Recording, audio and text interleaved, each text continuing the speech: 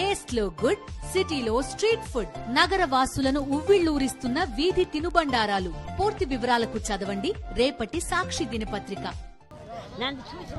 Sir మాది Singh Nagar Krishna hotel centre అండి. మేము గ్రౌండ్ ఫ్లోర్లో ఉంటున్నాము. చంటి పిల్లలతో ఉన్నాము. ఇంట్లో మొత్తం అంతా మునిగిపోయింది. ఎంక్వైరీకి వచ్చారు, ఎంఆర్ వాళ్ళు వచ్చారు, అన్నీ చూసుకున్నారు, ఫోటోలు తీసుకున్నారు. బండి కూడా పోయింది సార్, మాది మొత్తం సామాన్లు అన్నీ పోయి వచ్చారు, చూశారు. ఎంఆర్ వాళ్ళు వచ్చారు, మెసేజ్లు పెట్టారు, ఓటీపీలు కూడా వచ్చాయి మాకు. ఇప్పుడు ఫోన్లో ఎంక్వైరీ చేసుకుంటే నో డ్యామేజ్, లిస్ట్లో మీరు ఇంట్లో లేరు అని చెప్పేసి వస్తుంది సార్. మరి ఎంత ఘోరం సార్, మాదొక న్యాయం చేయండి సార్ మాకు. బాంబే కాలనీ ఇంటికిను ఇండ్లు ఆటో రాసుకోవాలి. అయితే ఇల్లు రాసుకున్నారు, ఆటోలు కూడా మునిగిపోయినాయి అమ్మా అని చెప్పాం. కూడా వాళ్ళు సర్వే చేశారు. సర్వే చేసిన ఓటీపీ వచ్చింది, కానీ మాకు మళ్ళీ రెస్పాన్స్ లేదండి వాళ్ళ దగ్గర నుంచి. సచివాలయానికి వెళ్తే అసలు రాలేదమ్మా, మీ ఆటో రిపేర్ చేయించుకున్నారు కానీ మాకు రాలేదు, అది వాలంటీర్ల ద్వారా సమస్య, మాకైతే తెలియదు, వెళ్ళి కలెక్టర్ ఆఫీస్లో మీరు ఫిర్యాదు చేసుకోండి అని చెప్పారు. అదే సార్ మా సమస్య. ఇప్పుడు ఆటో తోలుకోకపోతే మేము బ్రతకలేము. మరి ప్రభుత్వం న్యాయం చేయాలి. మరి మాకు మాది బాంబే కాలనీ అండి. తిరుగుతున్నాను ఇంటి కోసం, ఏం పడలేదు, ఇంట్లోనే ఉన్నా, డోర్ వేసి ఉందని చెప్తున్నారండి. ఇంట్లోనే ఉన్నాను సార్.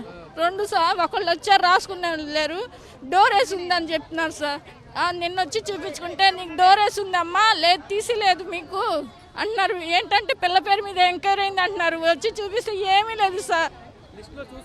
లిస్ట్లో చూశాను సార్. మళ్ళీ ఇక్కడికి వచ్చి చూపిస్తే ఏమీ లేదమ్మా, మీ ఇంటికి డోర్ వేసి ఉంది అంటున్నారు సార్. ₹1 పడట్లేదు సార్. ఆ వరదలు అంత ఇబ్బంది పడ్డాను సార్. బాంబేకాల నుంచి ఇలా వచ్చిందండి, నో డ్యామేజ్ అని పెట్టారండి. మాది ఊర్మనాగర్, మాది బ్రహ్మంగారి టెంపుల్. మాకైతే పేరు అయితే వచ్చిందండి, మా అమ్మాయి పేరు, కానీ నో డ్యామేజ్ అని వచ్చేయండి. ఏమి సామాన్లు పాడవలేదండి. మాదైతే ఇగోండి కింద మా ఇల్లు ఇలా మునిగిపోయిందండి. ఇగోండి ఇలా మునిగిపోయిందండి, మొత్తం కింద ఫ్లోరే మాది. పై ఫ్లోర్ వాళ్ళందరికీ వేసారు డబ్బులు 25,000.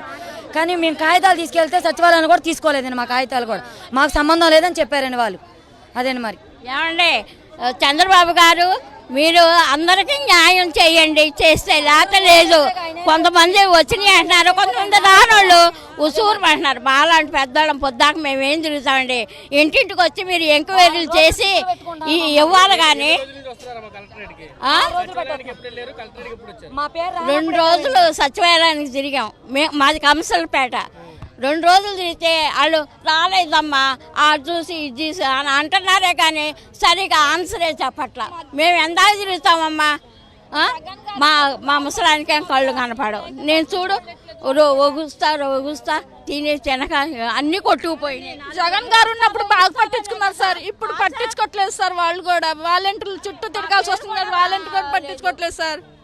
జగన్ రాసుకెళ్ళారు, మరి లేదంటున్నారు. మేమేం చెయ్యాలి? మళ్ళా రాసుకుంటారేమో వస్తే ఇదిగో ఇట్లాగా అయ్యింది. ఆ చంద్రబాబు గారిని కనీసం అందరికి న్యాయం చేయమని, అందరికి ఇవ్వాలని కోరుకుంటున్నాను. మరి మాకైతే రాయలేదు. మా ఆయన గారు షాప్ కొట్టిపోయింది.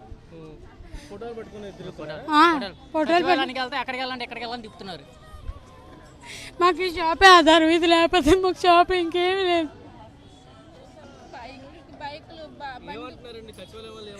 అక్కడికి వెళ్తే ఇక్కడికి వెళ్ళమంటున్నారు. ఇక్కడ చూస్తే ఉదయం నుంచి తలుపే తీయట్లేదు. పట్టించుకోవట్లేదు అసలు. ఎక్కడ సచివాలయానికి వెళ్తే సచివాలయానికి అక్కడికి వెళ్ళండి ఇక్కడికి వెళ్ళని చెప్తున్నారు. అక్కడికి వెళ్ళమని చెప్తున్నారు. సరే అని ఇక్కడికి వస్తే ఉదయం నుంచి తలుపే తీయలేదు. ఇప్పటికి వచ్చి చిన్న బాబుని కూడా తీసుకొని వచ్చాం, 8 నెలల బాబు. మాకేమైనా సమస్య ఏంటండి? మాకు ఈ సమస్య ఉంది కాబట్టి కదా తిరుగుతున్నాం అటు ఇటు. ఇదిగోండి ఇలా కొట్టిపోయింది. ఈ డ్రమ్లో మొత్తం ఆయిల్ మొత్తం పోయింది. 4 రోజుల నుంచి ఇలా తిరుగుతూనే ఉన్నా బాబుని పట్టుకొని. వరదల వల్ల తిని తినక చాలా మంది అలాగే కూర్చున్నామండి. పైన పైలట్లు వచ్చి ఆహార పొట్లాలు వేస్తాయి, వాసన వచ్చి పడేసాం కూడా. ఆటోలు మునిగిపోయి మేమేం మగవాళ్ళు తోలితేగా మా ఇంట్లో ఆధారం, లేకపోతే మాకేం ఆధారం అండి? అసలు ప్రభుత్వం బయటకు వెళ్తుంటే సచివాలయంలోకి వెళ్ళి మా పరిస్థితి ఇది, మనం ఏముందా లేదు చూడమనంటే అసలు ఎంత కేర్లెస్ గా మాట్లాడుతున్నారు సార్. పిల్లలు బాగలేదు సార్, ఒంట్లో బాగా, మేము ఎందాక తిరుగుతాం సార్ అన్నా కూడా మీరు బయటకు వెళ్ళిపోయిన సేవలు ఇచ్చేసుకుంటున్నారు సచివాలయ సిబ్బంది. ఎంఆర్ఓ ఆఫీస్కి వెళ్ళాం, కలెక్టర్ ఆఫీస్కి వచ్చాం, ఇటు మున్సిపల్ ఆఫీస్కి వెళ్ళాం. ఒక్కళ్ళు కూడా మాకు రానమ్మా మీ సమస్య తీరుతాను, ఒక్కళ్ళు కూడా. నాది కింద గ్రౌండ్ ఫ్లోర్ సార్. ఇదిగో చూడండి, ఇంటికి వచ్చి ఎయిర్ చేశారు, పుట్టతో సహా చూశారు. న్యూఆర్ఆర్పేట ఇంత మటుకి నాది ground floor. First second floor third floor అనుకోవచ్చు. అందరికీ పడ్డాయి. మేము అనేది మాకు ఒక్క రూపాయి కూడా పడట్లేదు. మునిగిపోయిన వాళ్ళకి ఏమీ లేదు సార్. అన్ని పోగొట్టుకుని మంచాలు కంచాలు అన్నీ కూడా పిల్ల జల్లతో మేము రోడ్డు మీద పడ్డా కూడా మాకు ఏ న్యాయం జరగట్లా. పేరుందా అన్నందుకు కూడా మీరు బయటకు వెళ్ళిపోయి చేతులు ఇచ్చేసుకుంటున్నారు. 17 సంవత్సరాల నుంచి ఉంటున్నాం సార్ న్యూ ఆర్ఆర్పేటలో, కానీ మ్యాపింగ్ అవ్వలేదు అంటున్నారు. అలా అంటే ఎలా సార్? ఉంటున్నాం కదా, 17 సంవత్సరాల నుంచి ఉంటున్నాం. సంవత్సరం కూడా కాదు, 2 సంవత్సరాలు కాదు. ఆటో మునిగిపోయింది, 6 అడుగులు వచ్చింది, ఇంట్లోనే నడుముల లోతు వరకు వచ్చింది, అన్నీ మునిగిపోయినాయి, అన్ని సామాన్లు. మరి మ్యాపింగ్ అవ్వలేదంటే ఎలా కుదిరింది సార్? 1 సంవత్సరం కాదు, 2 సంవత్సరాలు కాదు, 17 సంవత్సరాల నుంచి ఉంటున్నాము. అన్ని సామాన్లు పాడైపోయినాయి. ₹1,00,000 పైన లాసు. పోనీ ఇచ్చే డబ్బులైనా ఇచ్చినంత వరకైనా అందరికీ న్యాయంగా ఇవ్వాలిగా. మరి మేము ఎక్కడికి వెళ్ళి చెప్పుకోవాలి సార్? ఎవరిని? మాది సౌమ్య అండి, సౌమ్య సెంటర్ చిట్టినగర్. సౌమ్య వెనక మాకు నీళ్లు వాటర్ వచ్చేసాయి, 5 feet దాకా వచ్చాయి. మాది ఫస్ట్ ఫ్లోరే, మాది గ్రౌండ్ ఫ్లోర్ కాదు, ఫస్ట్ ఫ్లోరే. కింద ఎవరికి రాసుకున్నారు, కొంతమందికి రాయలేదు ఆ ఏరియాలో.